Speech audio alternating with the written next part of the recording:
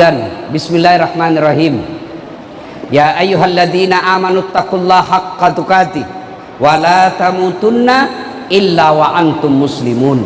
Wahai orang-orang yang beriman, bertakwalah kalian kepada Allah dengan sebenar-benarnya takwa, dan janganlah kalian mati kecuali dalam keadaan beragama Islam. Ayat ini, Pak, sejak ada Rasulullah Muhammad SAW, sudah lebih 1400 tahun, tiap Jumat di masjid pasti dibacakan ini ayat. Pak, bapak-bapak, masih ingat waktu Covid? Masih ingat waktu Covid? Masih? Adakah pengumuman itu selalu didengar? Pakai masker, jaga jarak, cuci tangan, jangan berkumpul. Kenapa? Waktu itu penting. Tiap hari diumumkan, pakai masker, pakai masker. Kenapa? Penting. Sekarang masih ada itu pengumuman? Masih ada? Tidak ada. Kenapa? Tidak penting nih. Ini ayat, ratusan ayat dalam Quran, kenapa hanya ini yang selalu dibacakan? Kap maraturut ayat kukurangnya. Tapi kenapa ayat ini selalu diulang-ulang tiap Jumat? Dan rasanya susah diterima akal. Jangan kamu mati kecuali dalam keadaan beragama Islam. Berarti ayat ini Allah ingatkan kepada kita semua orang Timika. Dasat, hati-hati kau. Mengaku kau Islam, belum tentu kau bisa mati bawa Islam. Itu makna ayat itu. Hati-hati, kamu bisa matimu tidak beragama Islam. Insya Allah kita tidak akan mati dalam keadaan rampok. Insya Allah kita tidak akan mati dalam keadaan berzina. Insya Allah kita tidak akan mati dalam keadaan judi. Tapi yang bisa membuat kita mati dalam kekafiran, hubbi aklil haram, suka memakan barang haram. Dan salah satu barang haram itu menerima serangan fajar ketika pilkada yang akan datang. Kau tepuk tangan baru kau semua pelakunya. Wani piro. Pak, saya serius ini, tolong dengar. Bu, ini dari semua kabupaten di Indonesia, Timika ini yang paling banyak emasnya. Iya toh? Saya dapat kabar dari Pak Maksimum, dia bilang, yo kau toh mau tahu kasih kampungmu. Saya kan tidak pernah ketemu langsung, baru tadi. Apa beliau katakan? 7 triliun PAD-nya ini Timika. Mestinya makmur rakyatnya, mestinya pembangunan bagus, mestinya tidak susah lapangan kerja, iya kan? Tapi karena kau memilih pemimpin wani piro, artinya Bapak Ibu kalau terima uang sogok, Pak, Bu, tidak usah panjang ceramah. Saya mau tanya, kalau kau terima 300.000, kau kaya tidak? Kalau kau terima 1 juta, kaya tidak? Enggak. Bapak-bapak, kalau kau tolak 300.000, miskin kau? Kalau kau tolak 1 juta, kau miskin? Tidak. Tapi yang pasti, kau terima sogok itu menentukan siapa pejabatmu yang akan datang. Percaya kalau ada orang menang pilkada karena sogok, maka pertama yang dia lakukan, kasih kembali modal. Modal dari mana dia dapat? Dari proyek pembangunan. Mestinya pakai semen 10, dia cuma pakai 5. Belum diresmikan sudah rusak. Kalau rusak, siapa yang rugi? Siapa yang rugi? Masyarakat. Tim sukses yang dapat proyek.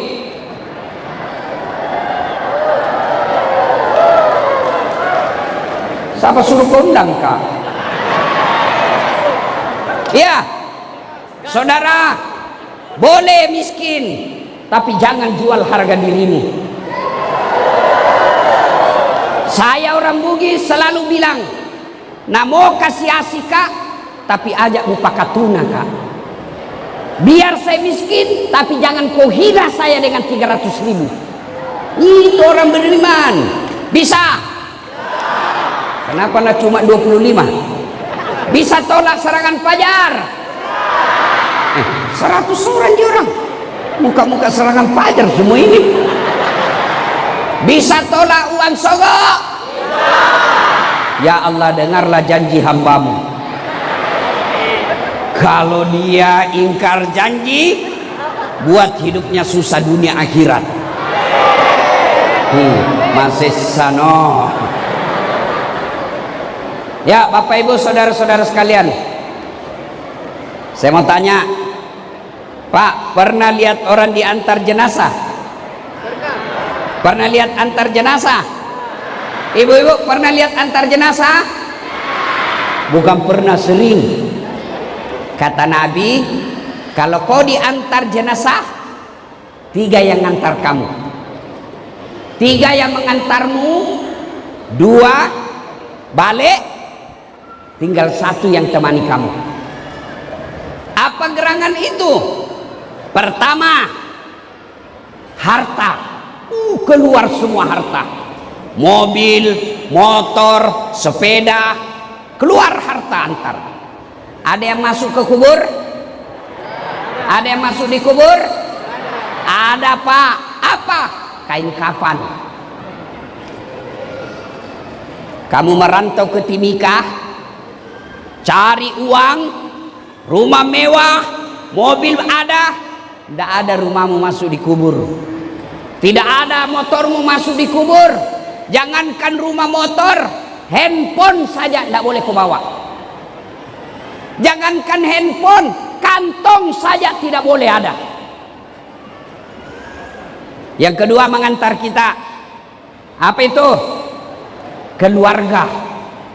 Sanak keluarga, teman, handai tolan, anak, cucu, saudara, antar kita masuk di kubur. Ada yang mau masuk di dalam? Bu, dengar kau baik-baik.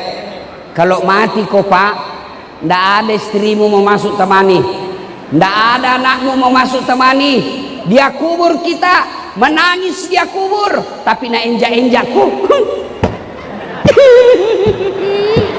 Iya toh, dia menangis tapi nak enjak-enjakku. Iya toh. 3 yang mengantar kita, amal. Inilah yang setia, kemanapun kau pergi, dia akan ikuti kamu. Masuklah kita di kubur, kembalilah pengantar. Kata hadis, masih kentara suaranya kakinya orang yang terakhir melangkah dari kubur. Datang malaikat bawa pertanyaan, 5 pertanyaannya.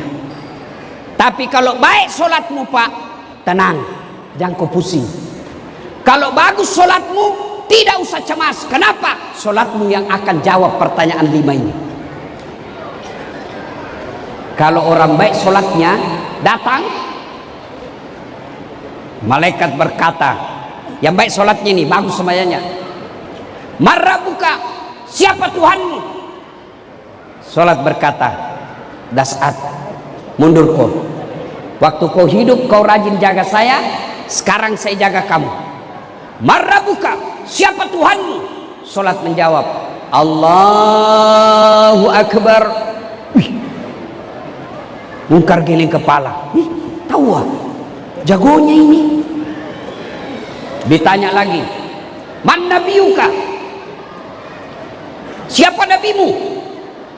Salat kita lagi menjawab, asyhadu an la ilaha illallah wa asyhadu anna Muhammadar Rasulullah. Malaikat tambah geleng kepala. Tahu tambah jago ya. Waalaikumsalam. Tahu tambah jago ini. Orang Timika ini. Itu kalau baik sholatnya. Akhirnya mungkar berkata, kir kir kir, maju kok nakir. Nabi bilang nakir, sedangkan kau mundur, apalagi saya mundur. Dia naik ke aras Allah. Ya Allah, ada hambamu mati, saya tanya marrabbuka, dia jawab Allahu Akbar. Allah berfirman, bukan dia yang jawab itu, sholatnya yang jawab. Karena dia baik sholatnya, tidurkan dia untuk menunggu hari kiamat seperti nikmatnya tidur pengantin baru. Masya Allah. Masih ingat waktu pengantin baru, Pak? Masih ingat? Apa biasa dibilang waktu tak pengantin baru? Cepat nak pagi. Kenapa? Enak. Itu kalau bang sholatnya. Tapi kalau tidak beres sholatnya, Nabi bilang malaikat, lama aku tunggu kau. Kau yang paling banyak ceritamu kalau orang ceramah. Nak goreng godamnya, nak putar mi palu-palunya itu muka. Metanolo tajat cilaka. Niko nak pegang jaro. Ditanya dia, marrabbuka, siapa Tuhanmu? Kaget. Tunggu dulu, orang baru datang. Malaikat aja yang mau depan. Ditanya lagi, marrabbuka, siapa Tuhanmu? Kaget, langsung dia jawab, ketuhanan yang Maha Esa. Pertama, orang menderita ketika masuk di kubur, orang yang al-mutahawil bis sholat, menganggap enteng sholat. Pak, saya yakin lebih banyak perantau di sini. Dia tinggalkan Jawa, dia tinggalkan Maluku, dia tinggalkan Sumatera, dia tinggalkan Sulawesi, datang ke Timika, merantau cari dunia, merantau cari uang. Tapi sayang, sampai di sini sholatnya tidak dia urus. Sampai di sini sholatnya tidak dia gubris. Ini yang selalu saya istilahkan, setengah mati bekerja. Begitu dia lapar, dia beli nasi bungkus. Sayangnya setelah ada nasi bungkusnya, nasinya dia buang, bungkusnya dia makan. Paham? Beli nasi bungkus, nasinya dia buang, bungkusnya dia makan. Inilah orang yang merantau dari luar sampai ke Timika tidak sholat. Apa gunanya kau jauh-jauh datang ke sini lalu kau tidak sholat? Apa alasanmu tidak mau sholat? Apa? Bilang kau apa? Apa? Tidak ada kecuali kutu. Bos, Pak, dengarkan ini, dengar baik-baik.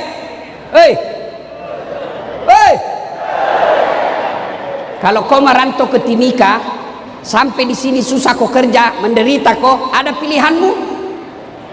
Ada pilihan? Ada. Balik lagi ke Sulawesi. Selesai. Hah?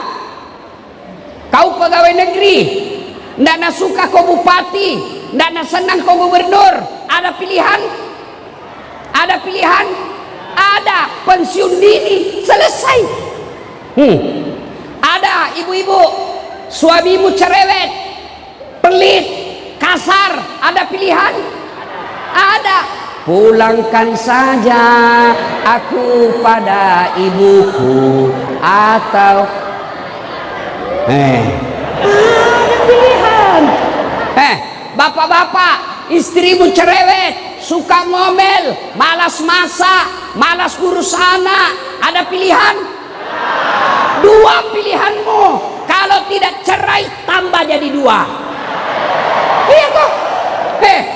Jelas. Jelas. Menderita di dunia, bos. Menderita di dunia masih ada. Kalau menderita kau di dunia tidak lama dan masih ada pilihanmu. Tapi kalau masuk kau di kubur, masuk di kubur, ada pilihanmu? Ndak enak deh. Datang mereka, pulang kau. Begitu kau keluar dari kubur, viral kau satu dunia. Siapa orang paling menderita di kubur? Al-mutahawil bis sholat. Dia gak ada sempajamu, tidak ada harapan. Kasihan kita jauh-jauh merantau, Dari Jawa, dari Sumatera, dari Papua, dari Maluku, dari Sulawesi sampai ke sini, gajimu cuma 5 juta satu bulan, 7 juta satu bulan, lalu kau tidak sholat. Kalianlah orang yang paling bodoh. Apa susahnya sholat? Apa susahnya? Tidak ada bacaan ku hafal Ustaz. Datang kau berjamaah di masjid, kalau imam sudah baca, diam, sah. Ustaz tidak bisa kena air, tayamum. Masih banyak di sini pasti tidak tahu tayamum. Tayamum, letakkan telapak tangan dinding, usap wajah. Ya, sudah itu letakkan tangan lagi, ini digulung, gulung ini lengan kanan sampai di atas siku. Jam tangan cincin buka, usap. Ini dulu usap. Sampai di sini dulu diusap. Ini dulu. Sudah itu yang ini. Sudah. Selesai begitu Ustaz. Kasih begini. Selesai. Agapi. Di tengah hutan Ustaz, masuk waktu sholat, belum dicuci, nah sudah kencing. Tidak dapat air. Caranya kalau di tengah hutan, kencing tidak dapat air, ambil kertas 3 lembar. Kalau tidak ada kertas, daun. Bagaimana caranya? Nah ini jangan kasih lihat ibu-ibu. Pertama, daun pertama gosok dari atas ke bawah, begini. Yang kedua ambil lagi, bawa ke atas. Ambil dari atas ke bawah. Jangan begini.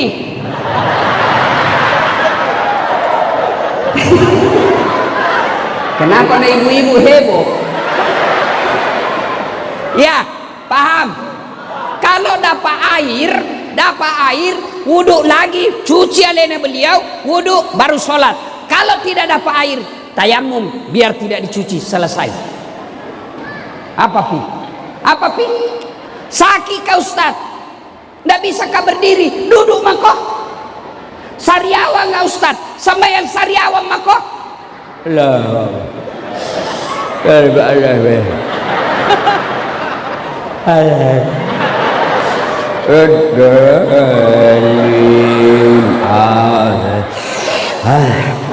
boleh. Allah tahu kau lagi sakit. Agapi. Apa pi? Ndak kuliah kita di tengah laut Ustaz, ndak dilihat kiblat. Lihat kau di mana matahari terbenam. Kalau matahari terbenam di sana, arahkan badanmu, perahumu hadap ke sana. Allahu Akbar. Tiba-tiba perahu goyang. Jantung aku goyang-goyang lagi. Iya, jelas. Nah, masuk makin dikubur.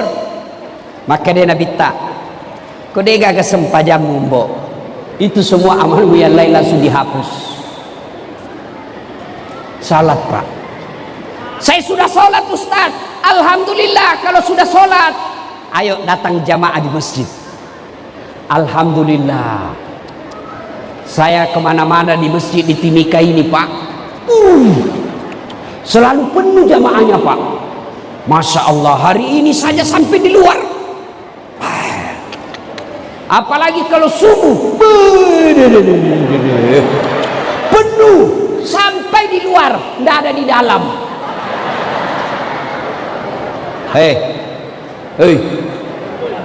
tahu tidak orang berjamaah? Kalau berjamaah itu satu ada disebut imam. Di belakangnya imam, sebelah kanan ada namanya muballagah. Tahu muballagah Pak? Ada itu kalau kita di Masjidil Haram didengar di televisi. Nah bilang imam, Allahu Akbar. Ada yang teriak Allahu Akbar. Imam bilang Sami Allahu liman hamid, Rabbana lakal hamd. Muballagah. Ada lagi namanya makmum. Makmum ini kita umumnya. Untuk jadi imam, ya dengar baik-baik, tidak boleh sembarang. Kenapa? Karena kalau salah imam, kacau jamaah.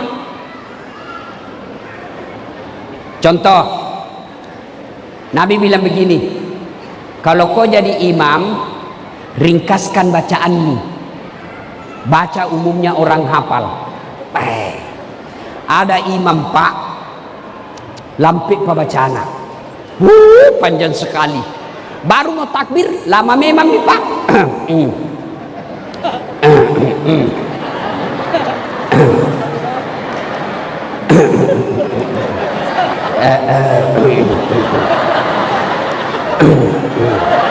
Apa aku tinggal langkah selesai nih. Iya toh? Kata Nabi, ringkaskan bacaanmu. Itulah sebabnya imam sebelum angkat takbir sunnah balik ke belakang sambil membaca salat jami' rahimakumullah, luruskan, rapatkan saf. Tujuannya apa? Kita mau lihat ini jamaata. Kalau banyak orang tua, jangan kau selesai kodong. Ini yang jadi imam. Yang pertama nak baca Al-Fatihah. Nah lanjutkan apa? Surah Al-Baqarah ayat 15 sampai ke 55. La haula wala quwwata illa billah. Sampai di belakang kasihan orang tua yang sudah pensiun, remati, batena na sesa. Begini itu remati di belakang.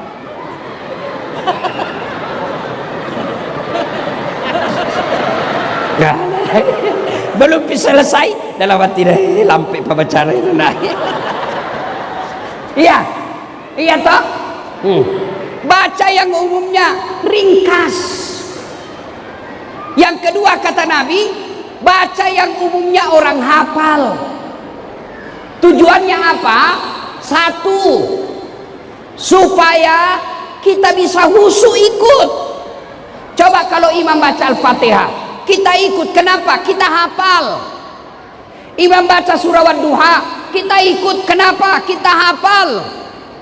Tapi ketika imam membaca surah Al-Baqarah ayat 5 sampai 60, dia khusyuk dengan bacaannya, kita khusyuk dengan hayalan. Kita mau ruku, belum bisa selesai, kita mau ikut, tidak dihafal, terpaksa kita baca semua itu di dinding. Keadaan keuangan masjid, saldo pengeluaran khutbah Jumat 500.000, bayar listrik 1 juta, saldo total, nah baca semua, belum bisa selesai Pak Imam, nah baca lagi tuh kalender Persatuan Bugis KKSS Kerukunan Keluarga Sulawesi Selatan, Ketua Umum, belum bisa selesai, nah baca lagi bajunya orang, tim sukses nomor 2.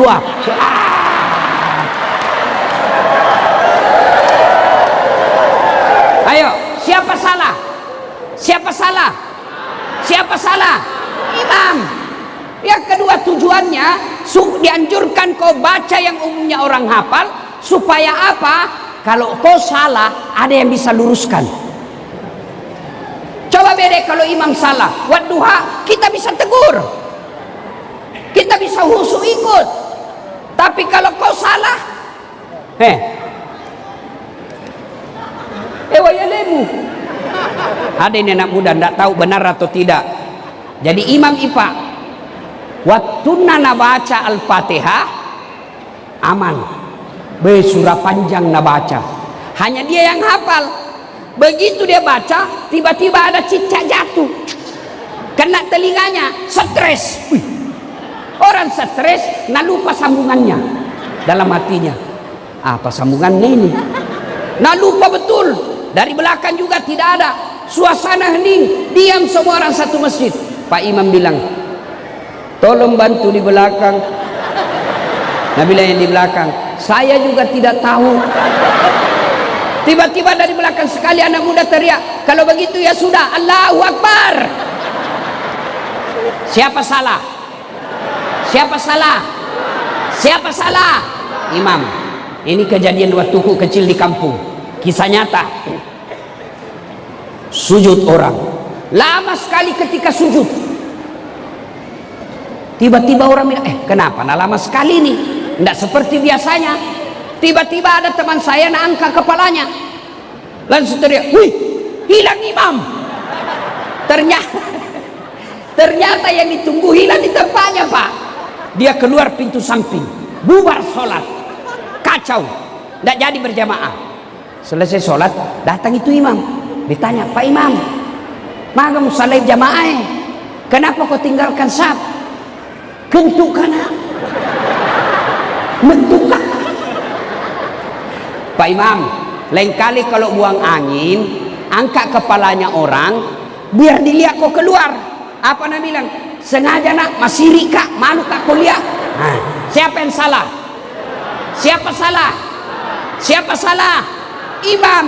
Maka itulah sebabnya dalam fikih sholat jamaah, jadi imam harus hati-hati. Kenapa? Karena kalau salah imam, salah saf satu masjid. 27 November, Timika pilih imam. Hati-hati pilih imam.